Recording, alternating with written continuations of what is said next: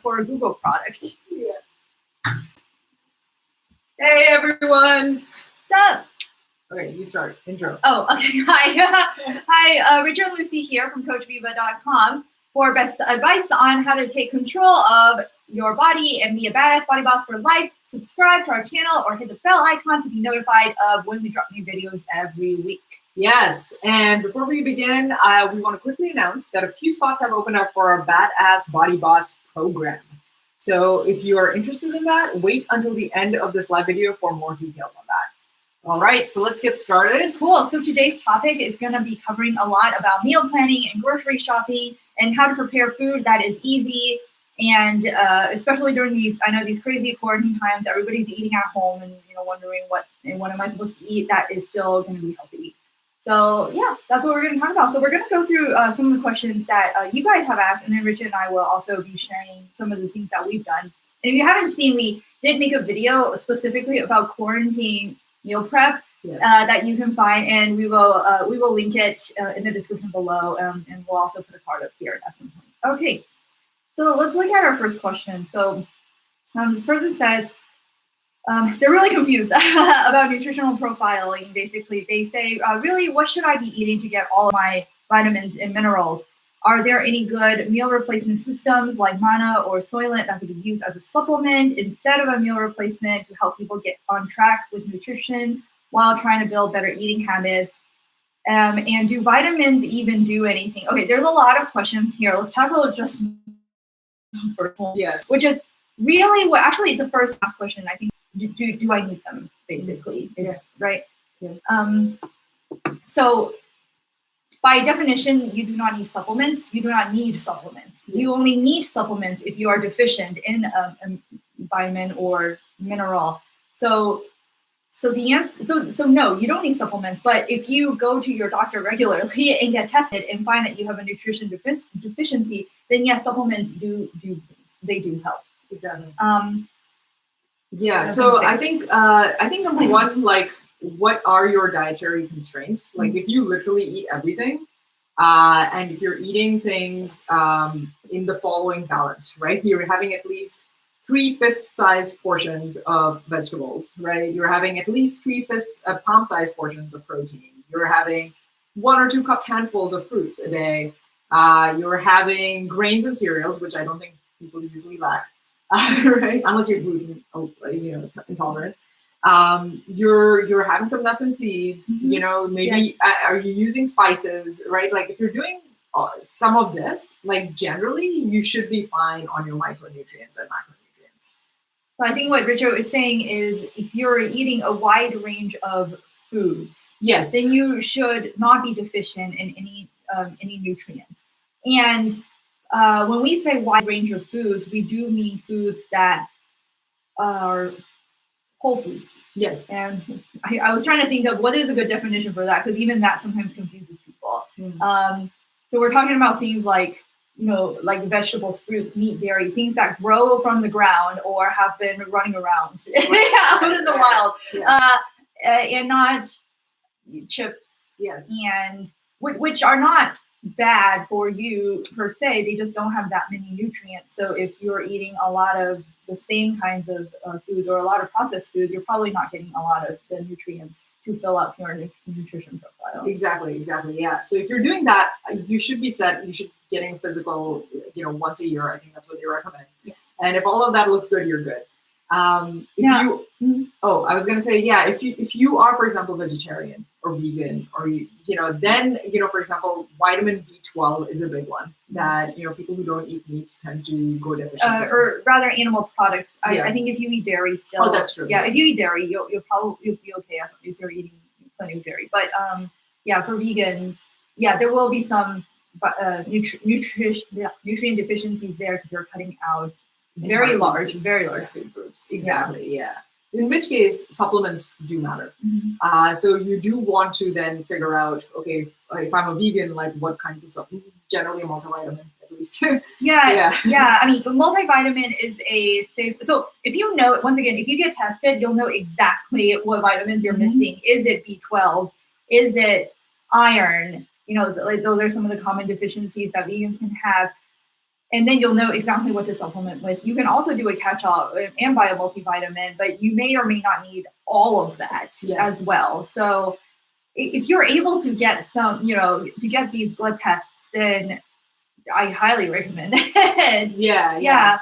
Another thing I wanted to say is the reason why I correct me if I'm wrong, I think the reason why you started talking about getting a variety of whole foods in as the first thing to do to make sure you get your nutrients is because when you take a multivitamin, there are a lot of studies that show that taking a vitamin does work for certain vitamins. For instance, B12 supplements have been shown again and again to actually work.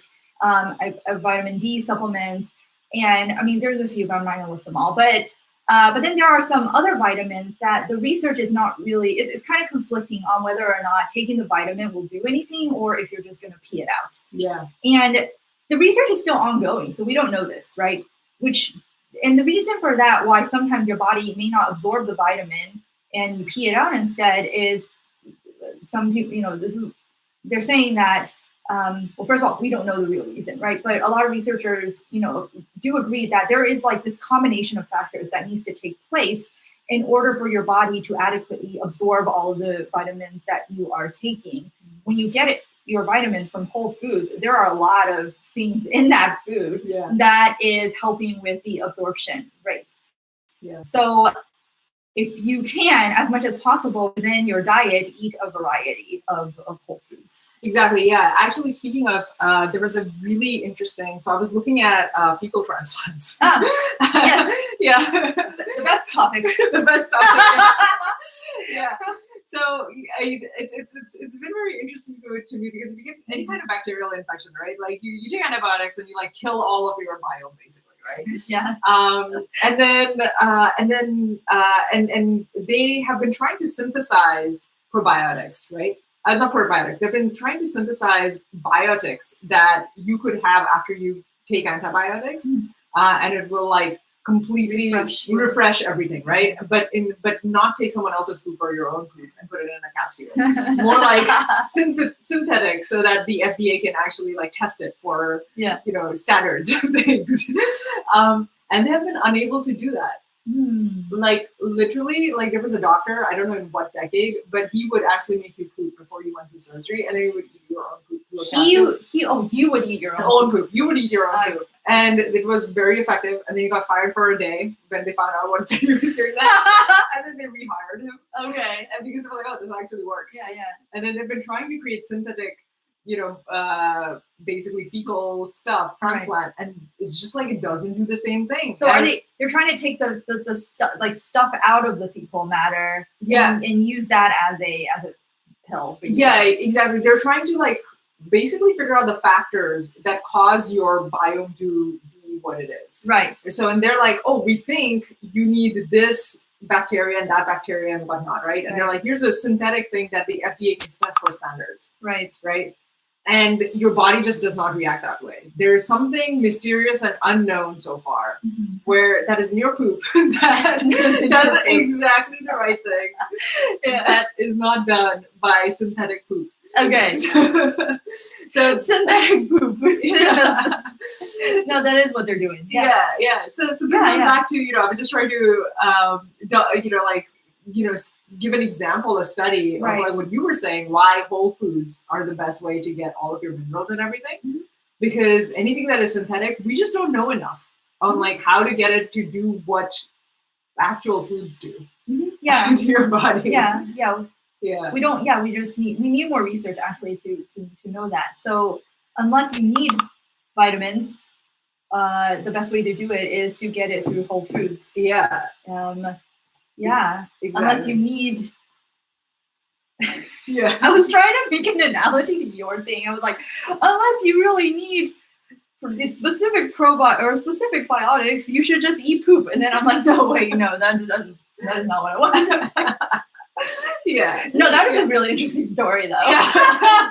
I've heard about poop transplants before, and I know that they work really well. I did not know the story about this doctor actually feeding people. It was at least your own poop. So, but then, that doesn't work for like they really want to do this for people who have like IBS. Yeah. And like all kinds of like problems like that. Yeah. But you know that so eating your own poop doesn't really help with anything. No, they need to eat other people's poop. Yeah. But then like how do you make sure that the other person's poop is not like bad bacteria that like completely compromises something in you? Yeah. So they're like, okay, we should do synthetic poop, but guess what? Synthetic poop doesn't do the right things. This is super interesting. Okay, stick around as we follow this research, and we'll update you on the current status of poop capsules. Sorry, synthetic poops. Yeah, I'm very interested in poop capsules. Okay, I hope we answered your question. Sorry. Yeah. Go on. Just to reiterate, like, okay, what we said. Get whole foods. If you don't have any food restrictions, try to get a variety of stuff that grows from the ground or runs around on the ground. Mm-hmm. If you can't do that because of food allergies or food choices that you have, then yes, you need supplements. Best way to figure that out is get tested for it. Mm-hmm. Same thing goes for hormonal conditions, like so women with PCOS and stuff. Mm-hmm. They usually also need supplements. Which supplement they need? Blood test, urine test, saliva test. Yeah. These three will tell you. And I guess a final thing is that if for whatever reason you cannot get tested, then feel free to take a multivitamin. And I recommend taking it with food, taking it with your just so that you get all of those combining factors. And the closest thing you can get. Okay. Yeah. Cool. Also, I mean, if you take a bunch of vitamins, you should probably do it with. I think another question that he asked was, are there any good meal replacement systems like Manna or Soylent that can be used to supplement instead of meal replacement to help people get on track with nutrition while trying to build better eating habits? Okay, I may be wrong, but I think this question is asking, can we use meal replacements as supplements just to make sure that we're getting all of the nutrition we need? Because I don't know about Manna, but I know Soylent claims that they have all of the, if you take 3 servings of it, you get all of the nutrition that the human body should and need. And I would treat it the same way I would actually as a multivitamin. Yeah. Anything that is synthetic. Like, I mean, that whole study I just said, right? I mean, that research just shows again and again, we really don't know how all of these things interact once they go inside our bodies. Mm-hmm. So the more synthetic it is, the less likely it's giving you, not less likely, but like it's unlikely to be giving you as much bang for your buck as like a whole food. Yeah, and I will actually say another thing, because I know some people really like Soylent and swear by it, and that's great and that's fine. I will just say that.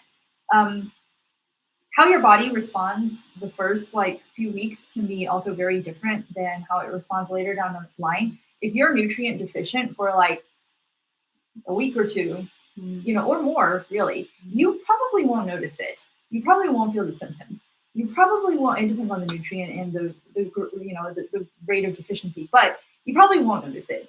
You probably won't notice any symptoms until months along down the line. Yeah. And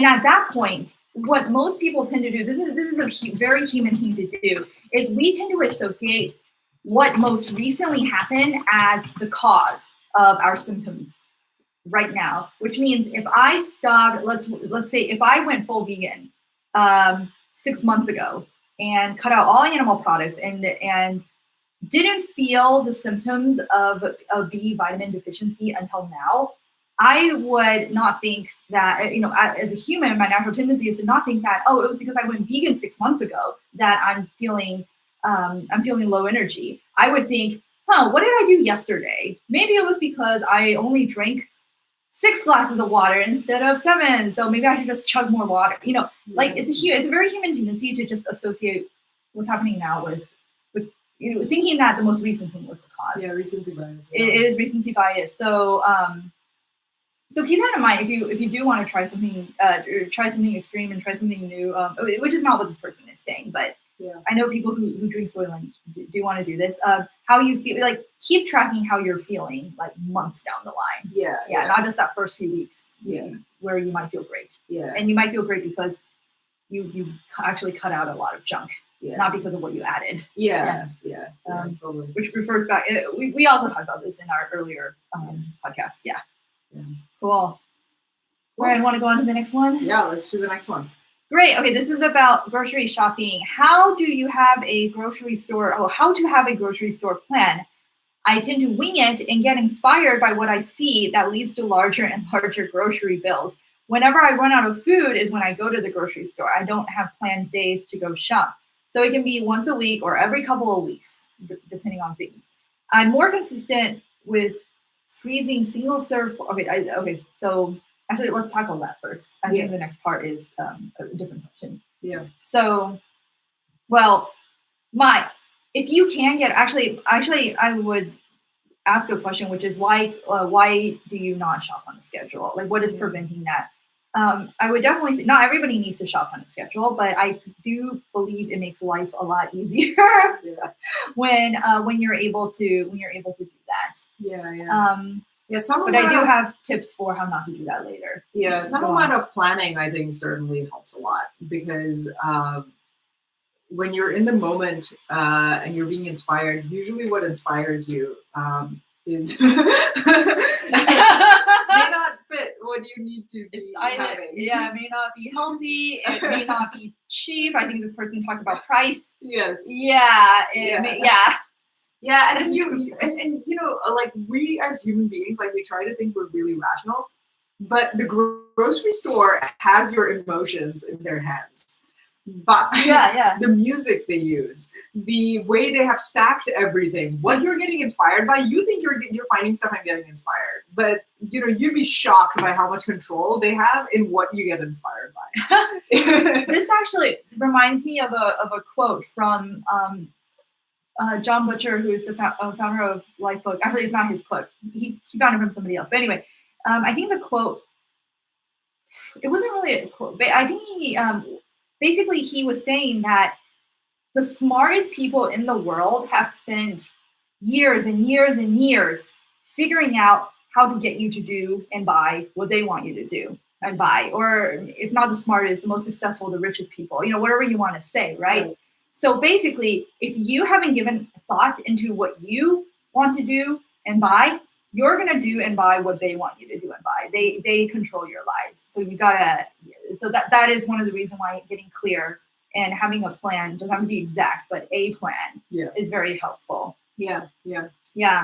But if you really cannot actually make a plan for the groceries, I can give you a suggestion on something that I do. So I'm looking for my list right now. So I actually keep on my phone lists of grocery items. So, well, first thing, what I do is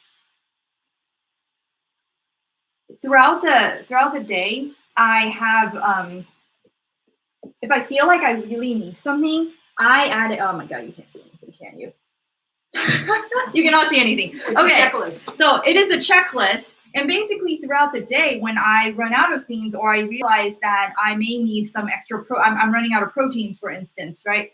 I will add it to my list. I would just add it because I'm assuming this person is very busy and on the go all the time. So I don't have time to meal plan exactly what I want to do with shrimp, but I will add to my list that, okay, shrimp, I definitely need this. And I have actually divided my grocery list into proteins and my vegetables. And I like that a lot. You know, fun stuff. Yeah. I think I call it other, but it's real, you know, it's like snacks and stuff, right? And then I basically just make sure that the list for proteins is always fits, is big enough that it'll last me a week or in these days, 2 weeks. And then I just make sure that my vegetables list is just a little longer than my proteins list. I always get a lot more vegetables in. And then grains, I hardly run out of grains because you buy those in bulk. So and then I leave like 1 or 2 slots for my treats. I always have a treat of the week. Nice. And that helps me rotate and not get bored of any of my treat. And I know I only have enough for this 1 week that I'm shopping for, or in case of the quarantine, 2 weeks. Yeah. So I'm not going to go through them very quickly because I'm like, no, I want to save them. Yes. I only have this many. Yes. And if anybody else eats them, I'm going to be really mad, you know. Yeah. And if cheapness is, if price is your issue, because I think this person also said that she has a tendency to buy more expensive stuff when she's on the go. No, 90% of you aren't going to do this, but I'll tell you anyway. Keep the receipts. So here's what I do. I keep the receipts of all the stores that I shop at. And then I just take a look at them and look at what are the items that I'm buying the most, like just the top 10 items. And then I go and do a price comparison of only these top 10 items that I'm buying the most at each of these grocery stores. So I know that, if I want to get produce, I go to Trader Joe's and H Mart. And if I want to get, for whatever reason, soy products, Amazon Go has the cheapest soy products. I don't know why. Sometimes it just works out this way. Yeah. So because I buy a lot of produce. I buy a lot of soy products, and I brought a lot of frozen stuff, and Trader Joe's wins that one. So, I mean, it's definitely a lot of it takes a lot of time to plan for this, but it's a one time, unless you're traveling all over the world. If you're always surrounded by the same grocery store, it's really just like a one-time thing to plan out and figure that out. So now I know if I ever need frozen foods, I know just make a beeline for Trader Joe's. Right. And because I have wrote my grocery list down ahead of time, at that point, then I can decide, okay, this is what I'm going to buy. This is how much I'm going to buy. I'm not going to get distracted by the cookies around me because I already told myself ahead of time, I'm getting that Belgian dark chocolate. Yeah. That's my treat. Yeah. So I hope. Yeah, hope that helps. Yeah, I especially really, I totally agree. Yeah, I think not getting inspired in the moment would already cut the budget a lot more, and then I think this would optimize it further, for sure, by a lot.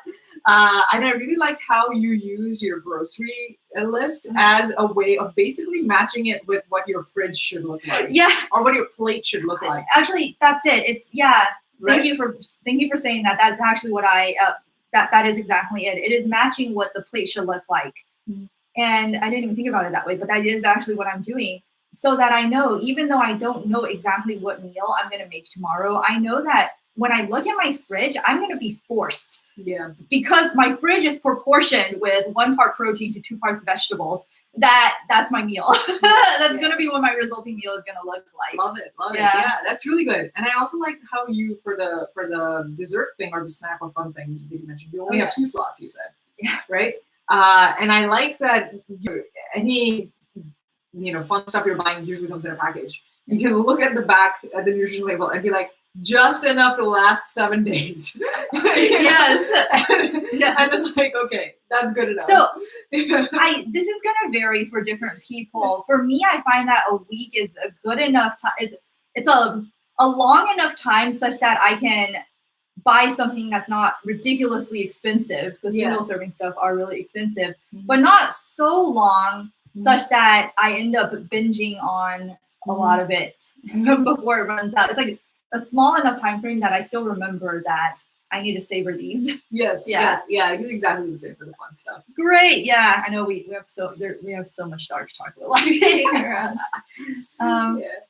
Okay, and then so this person says, sometimes I like to freeze single serve portions of cooked protein that I can add to whatever meal I decide to cook. So this is not a question, but this is great.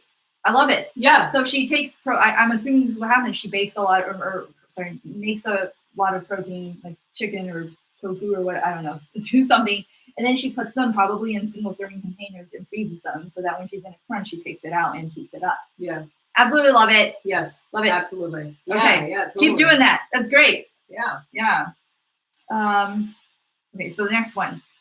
I'm the kind of person that can eat the same thing every day, but I know a lot of people favor variety. I want to be able to look at my fridge and know what the dish options are. I favor meals higher in protein and low in carbs. Great. I want balance so that I can lose some stubborn fat, but have enough carbs to not burn muscle when lifting.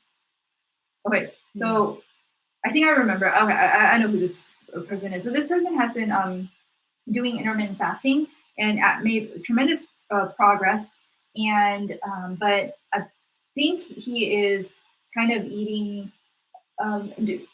It's more quantity than quality right now. So that's been helping. Reducing quantity has obviously been helping. And I think he wants to focus on food quality now, because if he doesn't intentionally focus, I think he said that it's very easy for me to just eat the same thing over and over again, which is fine for step one, but at some point you need variety to not, as we said, go out of balance with your nutrition and just feel crappy. And at the same time, he's lifting, so he's trying to also get some carbs to not lose muscle while he is trying to still burn off. Is he trying to bracket his workouts with carbs? I'm not sure. That is a good question. Why don't you talk about what bracketing means? Yeah. So carbs are extremely important, especially when you're lifting or going to basically anything that is not like right now we're burning fat as our source of energy. But the second I try to sprint from here to the door, I will be using carbs because it's the fastest thing that our bodies can convert to energy. Yes. So same thing with lifting. Right? Exactly. Anything that requires more energy than usually sitting around burns carbs. So the point in our modern life that we need carbs the most tends to be when you go to the gym or when you go running or wherever your formal exercise is. We're talking intense running, intense lifting, not like jogging. At a steady pace. Yeah, even moderate requires carbs to something. I think there's all this maybe it you're burning both at both times, but you just like you are burning both at both. Yeah. Okay, we're gonna. Yeah, it gets complicated, but okay. There's a spectrum of how much you're burning of what, right? But the more intense, the more of it is carbs, and the less intense, the less of it is fat. Yeah, that's probably the most accurate. You might have noticed that if you have tried exercising, like you're doing something really intense, and then suddenly you run out of energy, you run out of carbs. This has happened. So what people who are doing intermittent fasting usually tend to do is right before their workout, they replenish their carb stores, their glycogen, by like having a good carby meal. And how many carbs would you recommend for that? Usually I would say like you want to have at least like 2 to 3 cup handfuls, right? I think. Yeah, that's about 30 grams. I think so. 30 to 40 grams. Yeah. If you're a smaller person, maybe a little less. Yeah, your hands are also small. Yeah, your hands. Oh, yeah, that's true. That's true. Yeah. If you're a man, you will have way more. Yeah. So if you're a smaller person, like 2 to 3 cup handfuls or 2 cup handfuls is probably like 20 to 30 grams of carbs. If you're a bigger man, it's probably 30 to 40 grams of carbs, which sounds about right. Yeah. And then usually after your workout, you want to have protein, but you can also replenish your glycogen stores by having real carbs at that point too. So we call it bracket because the carbs are bracketed around your workouts. Yeah. And then, so if you work out, I guess if you like work out in the morning, bracket around your morning workouts, and then the rest of the day, go ahead and he already says he wants to eat more protein, less carbs. So for the rest of the day, go ahead and eat less carbs. Yeah. And if you do your evening workout, then, for the start of the day, don't eat carbs, but then like around your evening workout, then put your carbs around that, and your body will use up those carbs. Yeah, like very. So they're not gonna like spike your insulin or the insulin is gonna go towards muscle building. So that should help. And I think there was another question is I want to be able to look at my fridge and know what the dish options are. So I think we kind of answered that already, right? Yeah. Do the plate to fridge, mapping. That video, the quarantine, what I eat in a day video. If you towards the end of that video, we also talk about how to plan out, how to basically reverse engineer what your shopping plan should look like. So go check that out, and hopefully that'll help you out too. Yeah, that's awesome. Yeah, but I guess rule of thumb is the more variety, the better. Yeah. More variety, the better, and the more in Whole Foods. Mm-hmm. The more Whole Food variety, the better. Don't buy a bunch of cookies and be like, look, a variety of cookies. that is not what we're talking about. All the food groups. And spices. Everyone forgets the spices. Yeah, you know what? You mentioned that, and I think we glossed over it. But no, the spices actually make a huge difference. They do. Well, first of all, spices actually do have, and the research is still ongoing on this, but spices actually do have a lot of health benefits. I mean, look at how like a while back it was like cinnamon getting all the spotlight, and now I think it's turmeric getting all the spotlight. Yes. And Rich and I are sitting here going like, we eating turmeric forever. Like, Yes. what is so special about turmeric? Okay. Yeah. But I mean, I wouldn't be surprised if like tomorrow it's coriander is the magical spice, but you know, Yeah. so they're healthy. But the other thing is they spice up your, I mean, they make your food taste good. They do. And you don't need as much fat, sugar, and salt added onto your foods if you know how to play around with your spices and be generous with your spices. Exactly. Yeah. They make your vegetables taste good, which is that's huge... probably Rich's biggest thing is getting enough vegetable I thought it's intake. not just me. I feel like everyone No, knows vegetables. You're right. Yeah. I mean, I was shocked when I came to this country. Yeah, I had vegetables, and I was like, "This is how vegetables taste." Why don't you talk about your story working with trainer or coaches or nutritionists and like how they would try to get you to eat more vegetables? Yeah, they're like, "Oh yeah, have more salads," and I was like, "Why would I eat salads? They don't taste good." Yeah, but then you put some spices on those. Oh, they started tasting really good. I was like, how come none of these people that you saw like suggested, why don't you add spices to your vegetables? Yeah, this is what happens when you don't have diversity in a field. Yeah. I feel a lot of Americans would also love their vegetables if they added spices. I think they do. I mean, look how much Thai and Indian food and Asian and Chinese food has taken off here. Yeah, so I'm glad. And we cook those at home. Like the restaurant versions are like, you know, they try to make it overly tasty. So they add a lot of oils and stuff and cream. They add a lot of oil. Yeah, for Indian and Thai food, they add a lot more oils and cream and coconut. Yes. Yeah. So yes, exactly. And as Asian people from different kinds of Asia who have cooked all of these foods at home, let me tell you, like when I did the math, so I was trying to do we were trying to do the Biggest Project, right, from Jen Sinclair. Yeah. And I was trying to meet a certain amount of protein and a certain amount of calories because you need to eat more than your maintenance in order to get big. Yeah. Right? Even muscle-wise. And while cooking all these Asian foods, I could not meet my targets. But if you go out and eat, yes, like you're like 2/3 of the way there with just like one plate of cashew chicken. Exactly. Saag paneer at home, and I'm like, I'm full. Saag paneer in a restaurant, and I'm like, oh, I can get my calorie targets, and I'm full. Yeah. So yeah, that would be another trick. Like if you're trying to meal plan and you hate your vegetables and you need to have vegetables, try a different cuisine. Like if you like eating, there's the Asian cuisines at home. There are simple ways to cook them, and they will taste good. And it's very hard to eat a lot of them calorie-wise because they're so nutritious. Because you're having vegetables. Yes. Caveat: so long as you also watch your rice and flatbread intake, because that's when you cook Asian food at home. The rice in the flatbread, I guess, in Indian case, that can actually make up a lot. Yeah. That kills a lot of like the Indian people getting. I think like Indian people get overweight because they have a lot of rice and a lot of the flatbread. And we're just talking about Indian people in India. In India, sorry, yes, not over here. Yeah, Indian people in India, it's like they're like gigantic amounts of carbs, right? Yeah, with like all of their vegetables and everything, and the desserts, which is basically fried sugar. Oh, the desserts, yes, crystallized fried sugar. Oh yes. Yeah. So Asian food in general, Asian food cooked the traditional way has generally been, I feel, pretty healthy. Yes. But the desserts, on the other hand, is a different story. Yes. Which is why I think back in the day they didn't have those other than at festivals.